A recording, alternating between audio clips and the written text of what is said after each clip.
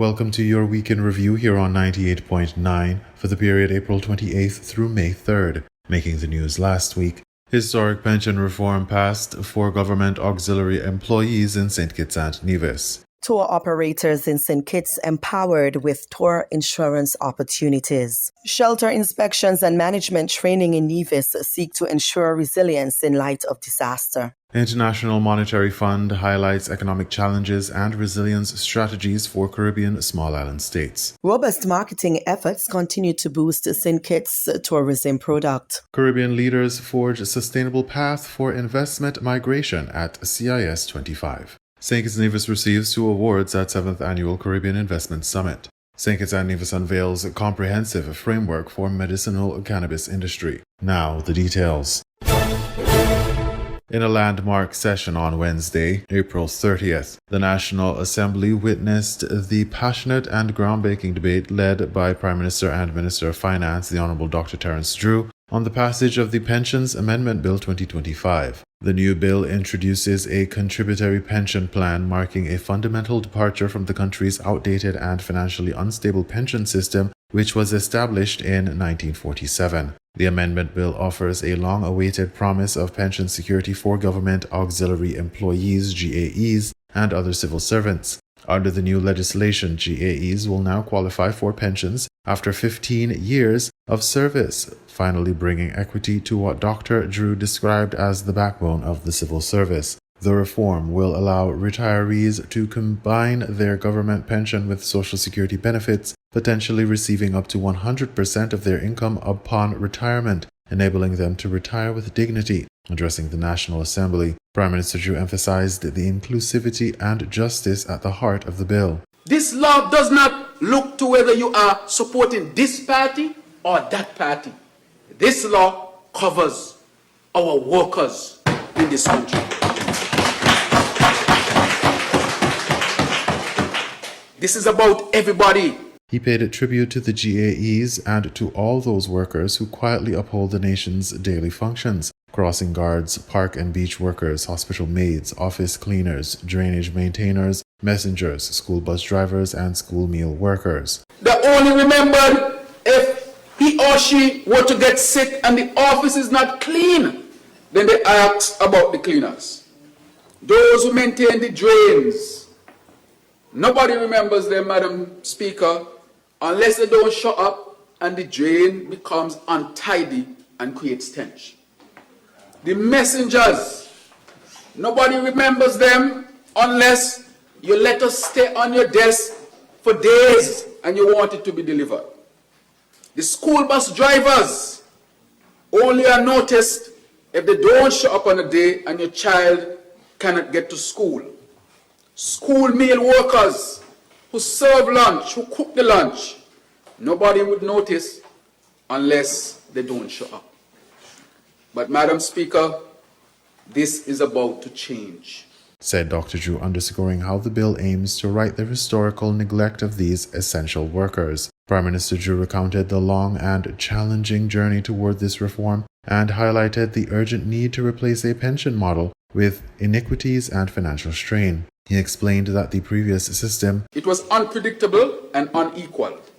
It placed an unbearable burden on the public purse while denying thousands of hard-working men and women, especially our GAEs, the security of knowing that after a lifetime of service, they would have something to fall back on. Today, Madam Speaker, we say no more.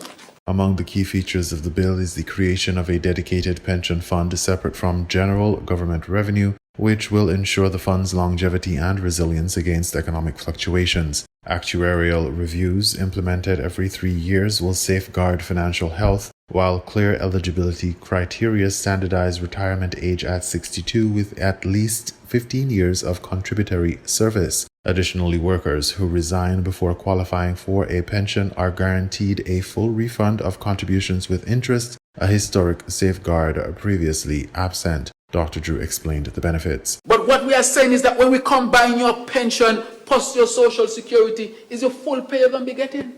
Very, very close to your full pay, That is how we thought about it, so that people don't retire in poverty. He also stressed the social significance. But we want you to be able to retire in dignity, so they can't cut no style upon you.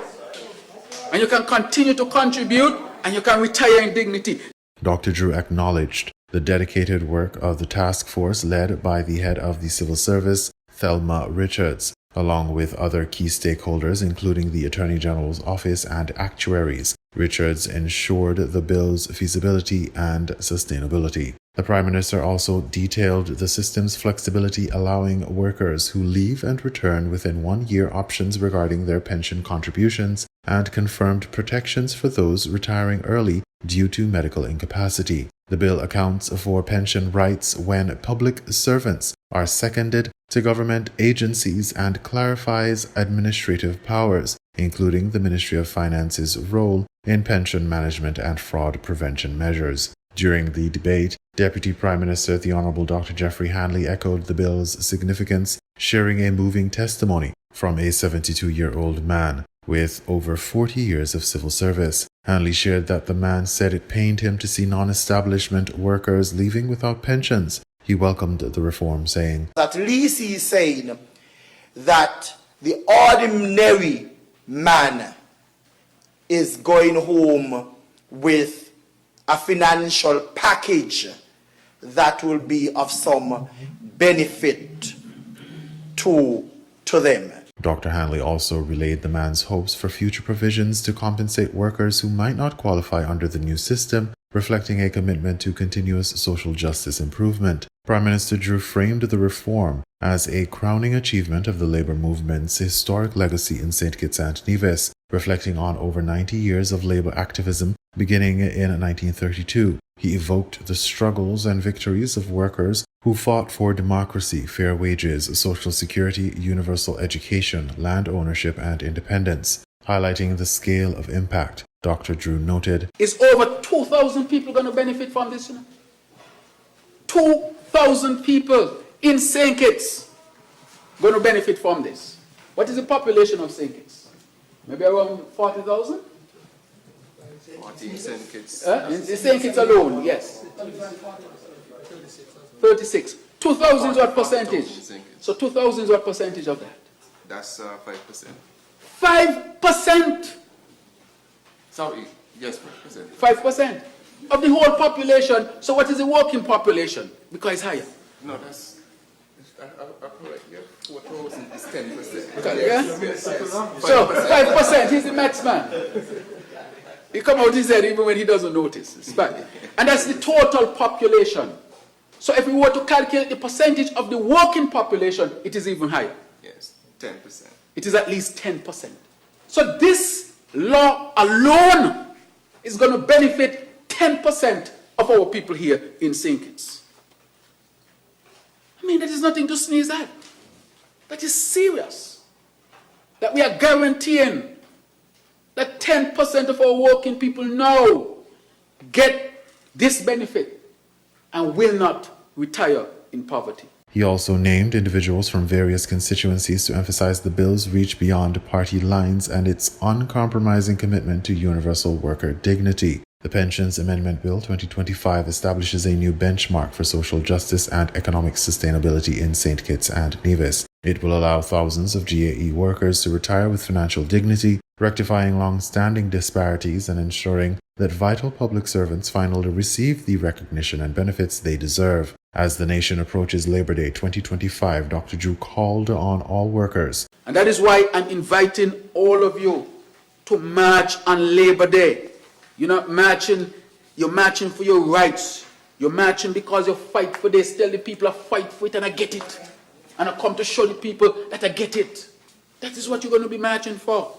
You're marching for your own advancement. He closed by affirming, and this Labour administration is happy to deliver it to you, the hard-working GAE workers, for this government of ours. Thank you very much. The legislation ushers in a new era of fairness and security for public workers, fulfilling promises made decades ago and marking a progressive milestone on the Federation's path to sustainable development and social equity.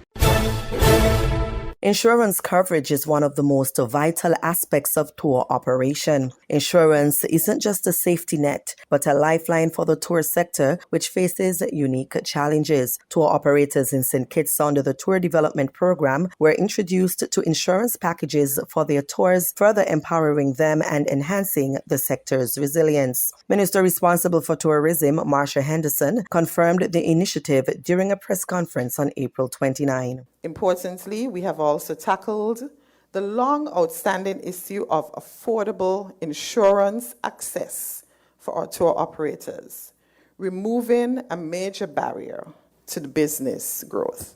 And just to expand on that, we have accessed and introduced our tour operators to the opportunity to have their tours insured, which would allow them to compete with the bigger tour companies, and to have direct access to the cruise lines. Having insurance is important because it safeguards tour operators from significant financial losses and legal liabilities that could occur from unforeseen situations such as trip cancellations, delays, or accidents during their tours. It also ensures business growth, continuity, and client trust. The Tour Development Program, launched in August 2024, also aims to empower small business operators to create new and unique tour experiences. 15 companies are active participants in the program. We recognize the true success in tourism is not only measured in numbers, but in the tangible impact of the lives of our citizens. This is why special projects within the ministry remain a central focus for us. The significant impacts that disasters can have on shelter necessitate intense discussions and preparation. Ever so often, people are displaced from their homes and need emergency shelter during times of disaster. The most recent ordeal experienced from the devastation of Hurricane Beryl proved that post-disaster permanent shelter recovery is often a demanding task. Ahead of the start of the 2025 transatlantic hurricane season on June 1, the Nevis Disaster Management Agency embarked on anticipatory planning, including shelter inspection, repairs, and management training to prepare for any eventuality of a disaster. Premier of Nevis Mark Brantley explained to the media at his press conference on Monday, April 28, that a resilient shelter management mechanism is a priority for disaster management officials in their quest to help safeguard lives. As part of the disaster management efforts, emergency shelters have been thoroughly inspected and necessary remedial repairs are being currently undertaken to ensure their readiness. Shelter and management training, we are pleased to announce that shelter and shelter management training has been successfully completed. That was done 24th to 25th April, with 16 individuals receiving comprehensive training.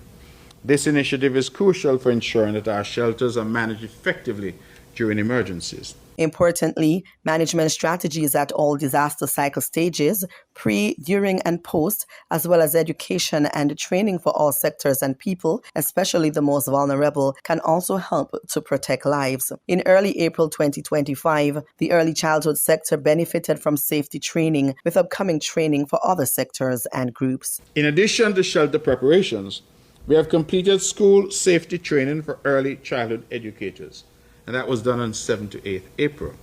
This training aims to enhance the safety protocols in schools, ensuring the well-being of our youngest and most vulnerable citizens during hurricane events. Looking ahead, the Nevis Disaster Management will conduct training for individuals responsible for initial damage assessment and damage assessment needs analysis during the month of May. This training is vital for accurately assessing the impact of hurricanes on the productive and social sectors and determining the necessary responses. According to the National Hurricane Center, since 2003, 15 tropical cyclones have formed before June 1. Furthermore, 11 of those storms were formed in May, while others were formed in April and as early as January, which heightens the need for continuous preparedness and readiness. The National Hurricane Center will begin issuing its daily tropical outlook on May 15, 2025. However, forecasters have given an early outlook on how the season may unfold. The 2025 Atlantic hurricane season is predicted to be above normal, with the Colorado State University and AccuWeather predicting 13 to 18 named storms, 7 to 10 hurricanes, and 3 to 5 major hurricanes. Meanwhile, Brantley expressed gratitude and appreciation to the public as they continue to engage and support disaster management initiatives in preparation for the hurricane season. He said working together can ensure the safety and resilience of Nevis.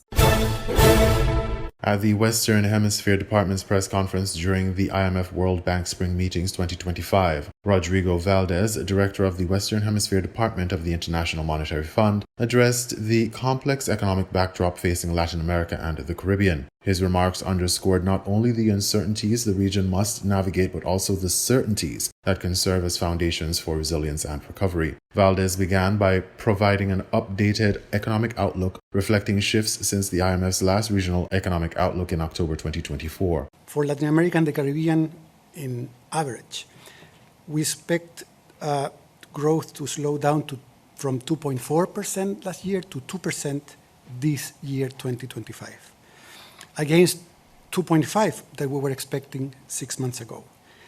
After that, we expect the growth will edge back to 2.4%. He attributed this moderation primarily to slower global growth, elevated uncertainty, the impact of tariffs, and tighter domestic policies in some countries, factors that will weigh on the growth prospects for countries in the region, including St. Kitts and Nevis. Despite these challenges, activity remains mainly driven by consumption amid resilient labor markets. Addressing questions about the specific challenges for small island states in the Organization of Eastern Caribbean States (OECS), particularly in light of U.S. trade tariffs, currency stability, and climate change, Valdez underscored the importance of economic discipline and preparedness. Regarding tariffs, he stated, basically, we think that it's very important to keep the macroeconomy as stable as possible. And that means that countries which have a lot of homework in terms of rebuilding fiscal space, they have to continue doing it. The risks of not doing that is to face at the end a disorderly macroeconomy. And that, at the end of the day, is much worse. We have to recognize that it may be raining, but it's reality. It's reality that we will have this cycle. He added a nuanced perspective on tourism, a key economic sector for the Caribbean, and its vulnerability to external shocks. Now, the data we have seen, and the authorities' view on the same, is that tourism is usually make reservations in advance, no? And we haven't seen yet a change or cancellations of the size that could produce big problems. On the topic of currency stability, particularly concerning the Eastern Caribbean Currency Union, ECCU, pegged to the US dollar, Valdez reassured stakeholders. We are not worried at all about the peg in the ECCU. They have a very good ratio in reserves to money. It's important to keep consistent policies for that. Turning to climate change, an existential threat to the region, Valdez highlighted the unique vulnerabilities faced by Caribbean nations. The Caribbean is special when you compare with other countries because basically natural disasters are macro-critical and very close every day. Therefore, it's important to work towards building a structure of financing and infrastructure to be able to basically confront these problems well. And we're there to work with the countries on that. His remarks emphasize a comprehensive approach to safeguarding the Caribbean's economic future and external pressures, from global tariff disruptions to environmental threats. The message is clear: sustained macroeconomic discipline, vigilant management of economic policies, and investment in resilient infrastructure must be prioritized to maintain stability and foster growth. For countries like St. Kitts and Nevis, this will mean navigating complex global currents while capitalizing on the opportunities for building strong, adaptable economies. The just-launched Medicinal Cannabis Authority held its official inauguration and opening of new offices in Bastia on April 25, 2025. marking a pivotal moment in the Federation's approach to medicinal cannabis regulation and access. Chairperson of the authority, Jehan Williams-Knight, provided a detailed outline of the operational framework aimed at establishing a transparent, safe, and effective medicinal cannabis industry in the country. Addressing the gathering, Williams-Knight emphasized the importance of transparency in building public trust. Allow me a moment to walk you through the process of how a medicinal cannabis industry is going to work in St. Kitts and Nevis, because we believe transparency is key in public confidence. She detailed the patient journey, beginning with consultation. On the front end, a patient who believes that they may benefit from medicinal cannabis will first consult with a medical practitioner. Should that doctor confirm or determine that cannabis is an appropriate treatment, the patient will be issued a medical cannabis ID card. The identification card will enable authorized individuals to access cannabis products legally at licensed dispensaries and lounges, which are designed to offer professional environments for safe cannabis consumption and education. Williams-Knight highlighted the critical role of these licensed dispensaries. Those licensed dispensers are responsible for ensuring that the products are stored, labeled, and distributed properly. They are the link between the regulated product and the patient who depends on it. Patients visiting these outlets will receive guidance from trained staff on dosage, product formats, including oils, tinctures, edibles, and dried flower, and usage recommendations tailored to their medical needs. On the production side, stringent standards will govern cannabis cultivation to guarantee medicinal-grade quality. Now, on the back end, licensed cultivators will be held to high standards. They must produce cannabis that is clean, consistent, and of a grade required for medicinal use. That means no shortcuts, no harmful chemicals and pesticides, and no guesswork. Only well-regulated production under the strict oversight of the authority. This assurance aims to safeguard patients by strictly controlling the quality of cannabis brought to the market. The supply chain security is further reinforced through the role of cannabis transporters who will ensuring that the product gets from point A to point B discreetly and securely, maintaining the integrity of the supply chain every step of the way. Such measures establish robust safeguards for cultivation to patient consumption. An essential component of the authority's regulatory regime includes rigorous product testing. A commitment to quality is reflected in plans to support certified and monitored testing facilities, ensuring that cannabis products are free from contaminants and properly labeled with cannabinoid content and usage instructions. Notably, Williams-Knight mentioned opportunities for private sector involvement. There is also scope for private entity investment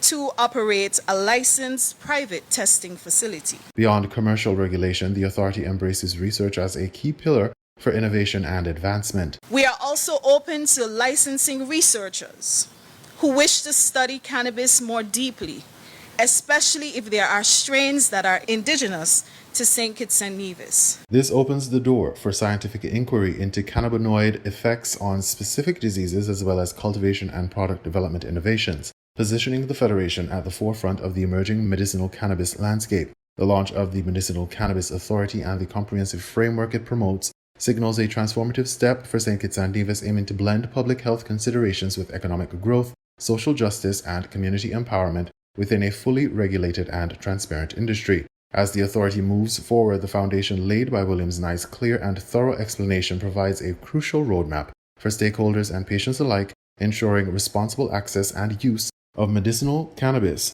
throughout the Federation. St. Kitts has reaped the rewards of a robust Venture Deeper campaign to grow and enhance the destination. Statistics show a significant increase in the 2025 first quarter arrivals when compared to the same of 2024 and to pre-pandemic levels. The Minister of Tourism, Marsha Henderson, shared the performance of the first quarter during a Ministry of Tourism press conference on April 29. St. Kitts welcomed 46,641 air arrivals at the end of the first quarter of 2025, compared to 40,476 in 2024, a 15% increase. The 2025 first quarter figures also slightly surpassed the 2019 air arrival numbers of 46,616. The peak season, November 2024 to March 2025, also served as an indicator that St. Kitts' tourism product had been strong and resilient.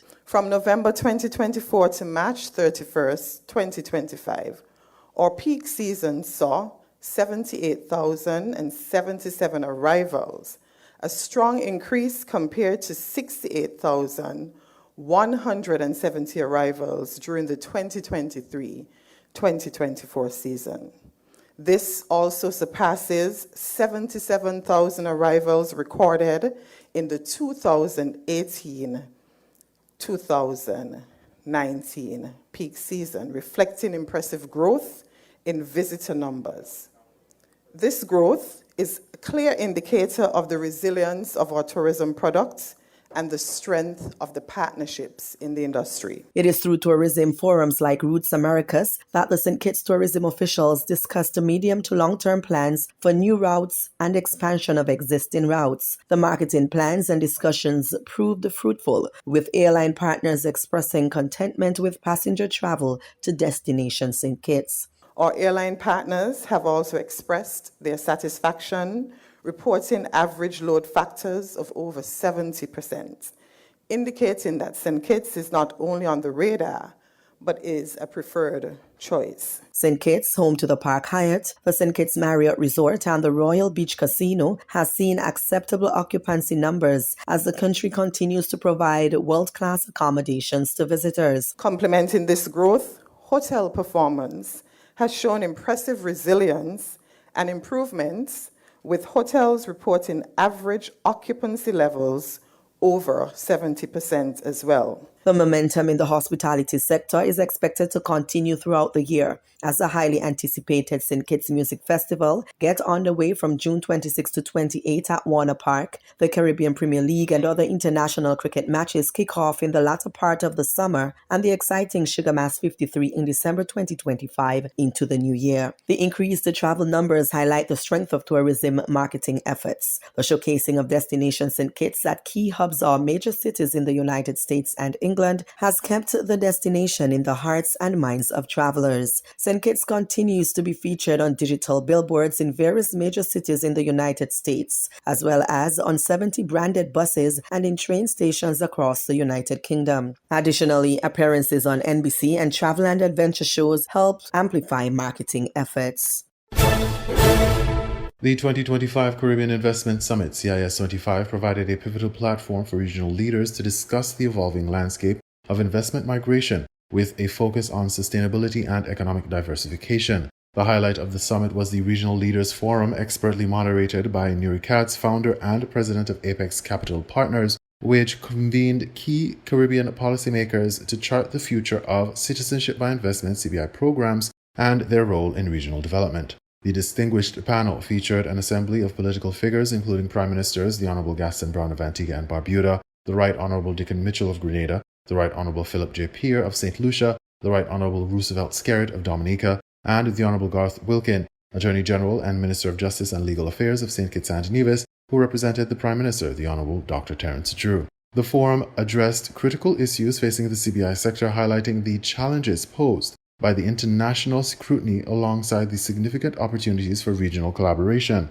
Discussions highlighted the need to enhance program transparency, align CBI initiatives with broader national development objectives, and employ diversified investment strategies to strengthen economic resilience. Central to the dialogue was the consensus that unifying regional efforts is essential to safeguarding the integrity and longevity of investment migration as a catalyst for sustainable economic growth. The Attorney General and Minister of Justice and Legal Affairs of St. Kitts and Nevis, the Honorable Garth Wilkin, provided an in-depth perspective on the Federation's historically significant and dynamic engagement with Citizenship by Investment. He reflected on the inception and evolution of St. Kitts and Nevis's CBI program, emphasizing its economic importance and recent transformative initiatives. Leading up to an election in the early 80s, the opposition then said once they got into office, they would eliminate income tax.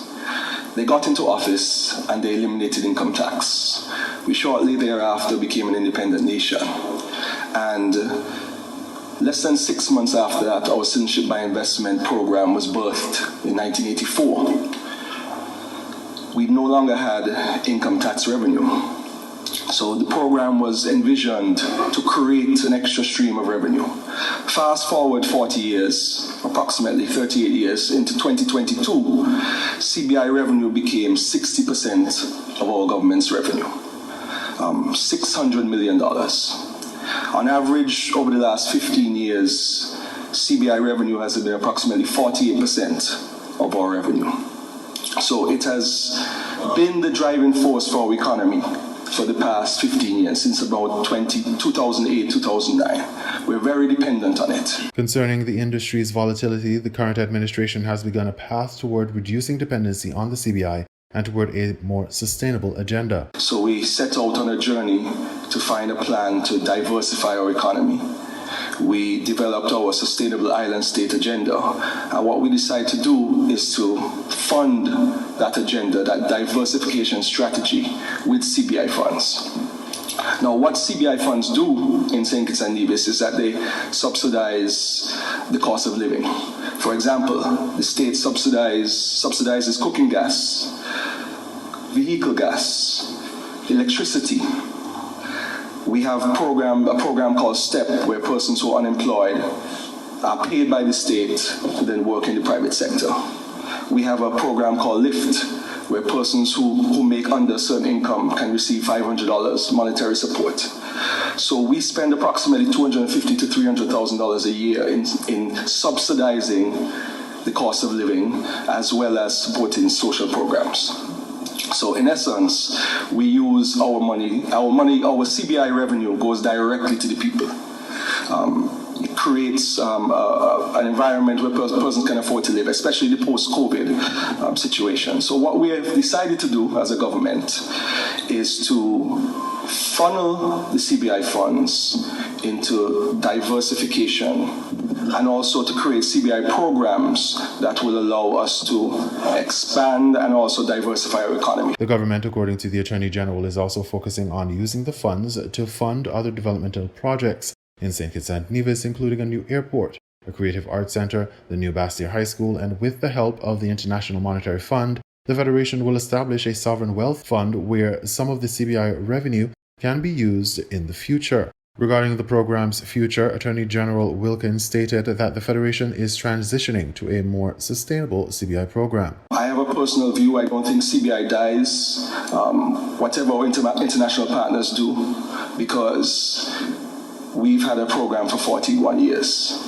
It will change, it will morph, and because of the political will of the gentleman you see in here, the brave political will, we are now in a new era of CBI. We are in a regulated, legal, mature state of CBI, because as you can tell from what all of us have said on this panel, CBI is important for our future development. And as leaders and as mature leaders, as the gentlemen here are, need to make very hard decisions, tough decisions, not just for tomorrow, but for the sustainability and long-term development of the countries. And I think that we have done that, and we're on a good path forward. And I think that from now on, probably started about 2 years ago, that path is now leading to a place where the persons in this room who are the stakeholders will also benefit, as well as the people of our tiny countries. CIS 25 and its Regional Leadership Forum have thus set an important precedent for ongoing dialogue and strategic coordination among Caribbean governments, emphasizing the crucial role of collaborative governance and sustainable innovation in advancing investment migration policies. With leadership committed to balanced growth and regional integration, Caribbean nations are well positioned to leverage citizenship by investment programs as powerful tools for a resilient economic future.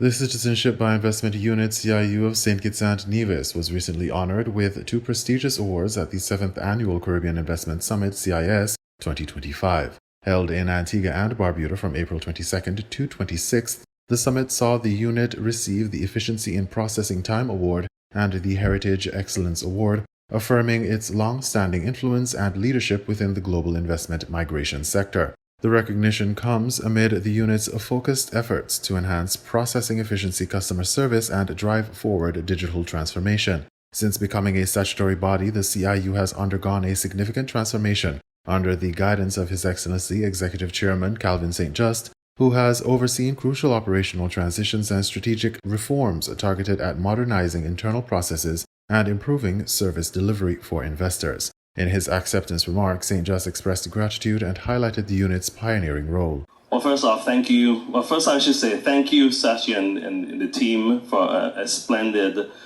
summit. I think it takes a lot of work, and I'm sure you're not the only one behind of all of this. But most importantly, I extend thank you to everyone who participated here. St. Kitts and Nevis, as indicated, we started this industry many moons ago, and along the way we've gathered a number of friends who've actually followed in that path, that footstep. So I want to just simply say thank you again. Thanks to everyone as we continue to reform and continue to innovate this investment migration industry. Thank you. On accepting the Efficiency in Processing Time Award, St. Just said, well, I'll keep it short and sweet. As they say, Sugar City is sweet. Hallelujah. So on behalf of the CIU, the Board of Governors and the executive team, and the staff in the CIU unit who relentlessly work continuously to make sure efficiency is key. We wanted to say thank you, and we appreciate this award.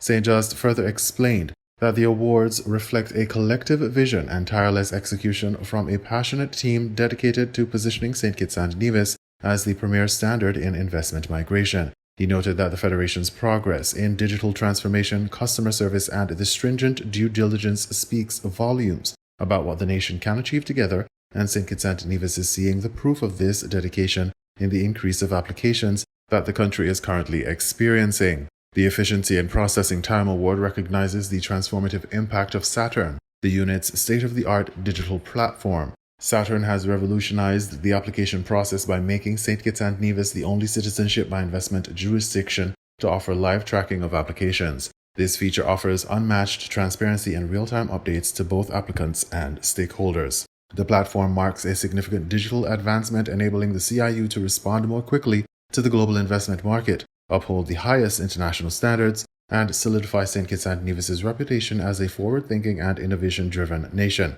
The Heritage Excellence Award celebrates St. Kitts and Nevis's enduring reputation as the pioneer of the investment migration industry. The Federation first introduced the concept of citizenship by investment and has since been widely adopted globally, driving the sector forward. St. Kitts and Nevis has continually set the standard for its peers by upholding innovation, integrity, and the best practices that have shaped the industry's evolution worldwide. Other notable award recipients at the Caribbean Investment Summit included Antigua and Barbuda's Citizenship by Investment Unit, which garnered 3 major honors: the Family Inclusivity Excellence Award, the Global Reputation Award, and the coveted Program of the Year. Dominica was recognized with the Climate Resilience Leadership Excellence Award and the Sustainable Development Impact Award, while Grenada took home accolades for Strategic International Access Excellence and Innovation Excellence. St. Lucia received awards for lifestyle and quality of life as well as economic development integration. St. Lucia is set to host next year's Caribbean Investment Summit, CIS 26.